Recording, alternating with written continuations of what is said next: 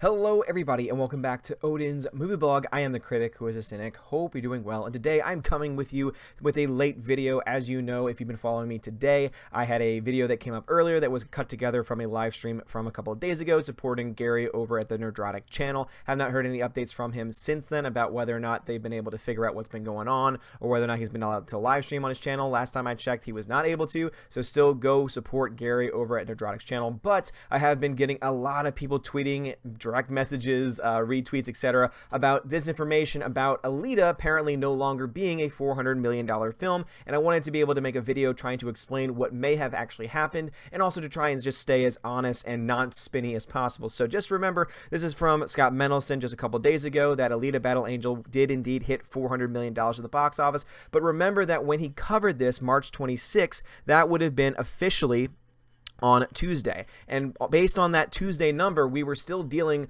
not only with the numbers from the weekend, but also a lot of estimates from the weekend too. And from what I can tell and what I can gather based on the number that we have now, it seems to me that there were certain estimates that came in that were not actually correct, that actually were higher than what they actually made, and so a readjustment needed to take place. Now, some people might ask, is this them trying to take Alita down? Is this them trying to, once again, keep Alita back from the glory that she should be having? I don't really think so. This is something that is actually kind of common in the box office. You do see this happen sometimes, and if you were to live on boxofficemojo.com or any other box office site, you would see that this is pretty much a standard thing, where all of a sudden you see a movie that's said to have made so much money, and then all of a sudden the actual numbers come in, and then the numbers can change. Sometimes it can go higher, sometimes it can go lower. And so just remember, Scott Mendelson himself, so again, someone who is definitely no fan of this film, actually went on record to say that this is a $400 million film. Now, when they actually look to the numbers themselves, the one that everyone has been pointing me to is, of course, the one coming from boxofficemojo.com, which, of course, we know is a pretty good site when it comes to being able to track the box office numbers, but also sometimes falls a little behind. So at first, when I saw the number, again, which is now 399 million.3, I thought to myself, okay, maybe it was a glitch, maybe there was an error with the system, but since it's been up for most of the day, and also since another site that I like to use called the numbers I feel is a little bit better when you're trying to track things like Blu-ray sales, DVD sales, because it gives you not only how much money a movie makes, but also the entire number of units sold as well, which is why you're able to tell, we have two movies next to each other. One might have more units, but one might make more money. It tells you that, oh, the people buying the units for the one that has a smaller amount of units is actually spending more per unit, meaning they're buying the actual Blu-ray, the 3D, the, whatever the highest end, the 4K, etc. But they also do provide some basic box office stuff too, and sometimes you can actually dive into the numbers a pretty good amount. And so this one also has something similar with $399.2 million. So as you see, there's two different numbers given here, which just means that they both have received different updates, and both of them are working on different schedules and have received different information. Now, some people might say, okay, so does that mean that the numbers that we get aren't the actual official numbers? Most likely. I mean, think about it. You're dealing with money here. You're dealing with cash. There's a lot of questions as to how much money the film actually receives. There's a lot of questions as to, what's being reported, what's not being reported, etc. I mean, when you live in the United States, you think everything that you see should be exactly the way that it is. But when you're dealing with foreign markets, when you're dealing with countries like China, for example, that can essentially do whatever it wants as far as the numbers are concerned. I'm not trying to say that that's the reason why certain movies are doing well and certain movies aren't doing well, but it does still make you wonder, okay, so what numbers actually can we trust? What numbers can we look to and say, okay, this is something worth talking about? The one thing that I can say is that nothing has changed other than this number. Just because Alita is no longer a $400 million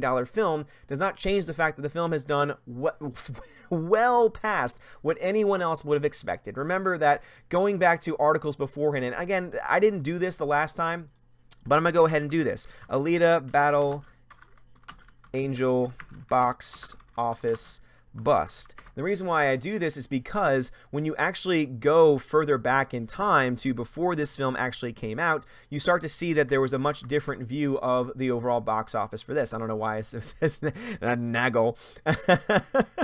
But let's actually try and see. Let's find an older article. Again, something from a long time ago. So why Alita is tanking at the box office. So obviously they were not looking to to promote the film at all.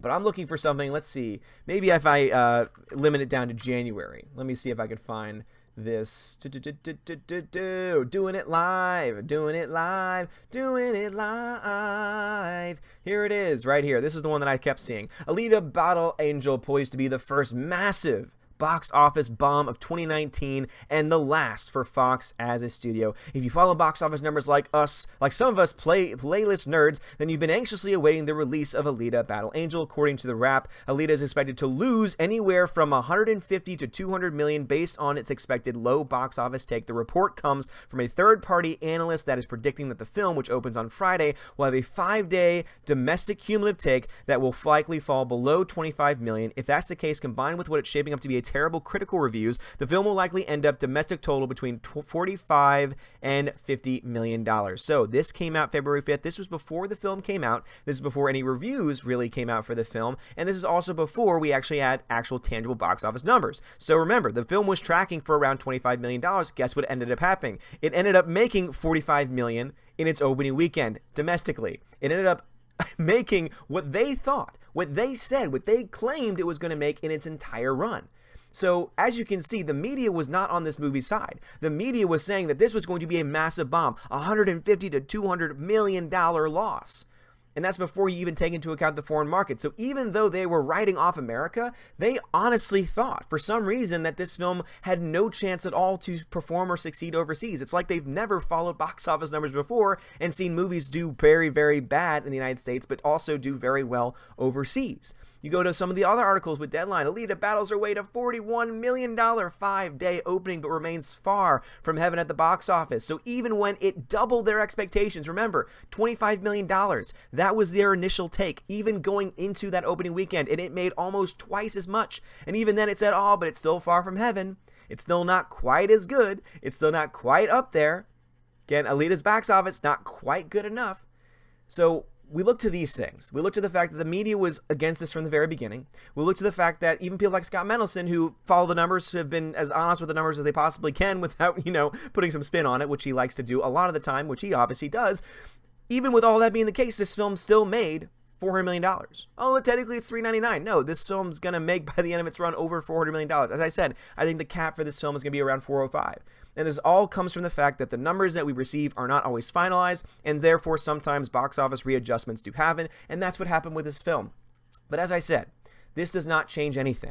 This film greatly exceeded any expectations. Remember, they thought the total amount would be 45 to 50 million just the United States. This film is sitting at $84 million domestically. Not a giant number. Again, definitely not a record-breaking number by any means, but still almost twice as much as they thought the entire run was going to be domestically.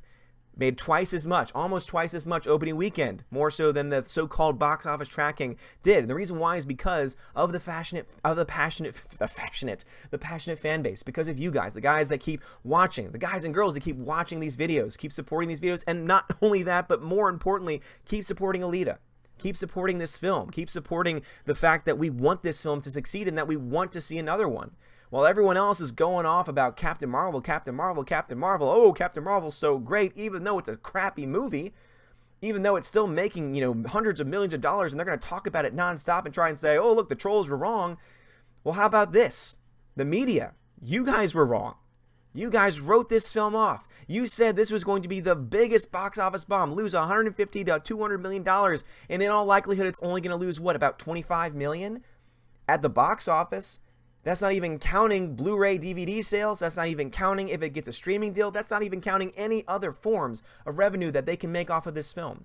So they wrote this film off. They said this was going to be the biggest bust of the year. Before any numbers came out, they totally wrote this film off. And guess what? The heart of this film captured the hearts of so many other people, and it did well. It succeeded. You can still write it off whatever way you want. You can spin it whatever you want. This film succeeded. I'm sorry, but yes, oh, you can't say it succeeded because it didn't make money at the box office. It was a box office bomb. No. Did it lose money? Yes. But a box office bomb, in my opinion, is a film that is going to lose a crap ton of money and is going to have a hard time making it back up in a DVD Blu release sale. I look to movies like The Nutcracker Life, for example. That film lost almost like $100 million at the box office, and that film was not going to be selling well on DVD or Blu-ray. I look to Solo Star Wars Story, which lost $200 million at the box office and sold about 1 million units and only made about 35 million, which therefore means it still hasn't made back its money, at least from that perspective.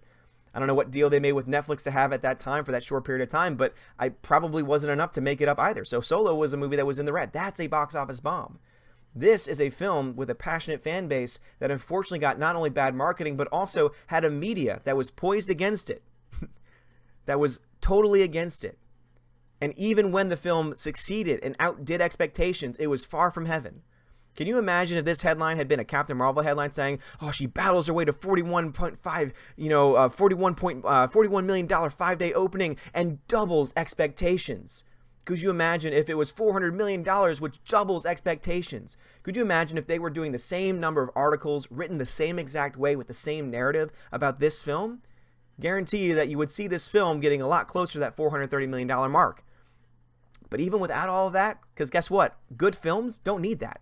Good films don't need a press in their pocket. Good films and good stories and good character arcs, they do not need to have the shill media in their back pocket, defending them before they come out, defending them when they come out, and then mocking other people as it's still coming out, like Captain Marvel. Alita is better than that. So for anyone that's still worried about this, don't. This was a adjustment. As I said before, this is a common thing. This is not someone tinkering with the numbers. This is not some kind of conspiracy against Alita Battle Angel, because this does not really change all that much. This film is still made, again, almost twice as much as they thought it was going to make. This film is still going to lose very, very less than what they thought it was going to lose. And not only that, but also because I know there's a passionate fan base, this film is going to end up making money in the long run, because people like you are going to be buying the Blu-ray and the DVD and the 4K and any merchandising that comes from it as well. So anyway, just want to give you a quick update on this, and just to make sure you guys know, I wouldn't worry about Alita, because they know how passionate we are. They know how much we want a sequel. They know how much we love this property. They know how much we love good storytelling. And even though it might not make the $1 billion that Captain Marvel will, at least with Alita, it's got one thing that Captain Marvel doesn't, and that's a good story. Anyway, guys, thank you so much for watching. If you like this video, smash that like button, give me a thumbs up, give me a subscribe. Seriously, you're all amazing, beautiful people. Thank you so much for all the support and love. Yesterday was a very tough day for me, so thank you so much just for being there for me and with the channel, even when I've been going through this rough time over the last couple weeks especially. And also, thank you so much for supporting the live stream that I did over on the Geeks and Gamers channel with Jeremy earlier today. And please check out my Welcome to Asgard channel, where I just uploaded a vlog from the things that I did today. And it was a little fun. You know, it's not too long, so it's a short video, and it's a little behind the scenes of the stream that we were doing. And it's a lot of fun. So anyway, thank you so much for watching. Have a wonderful night, and as always, God bless.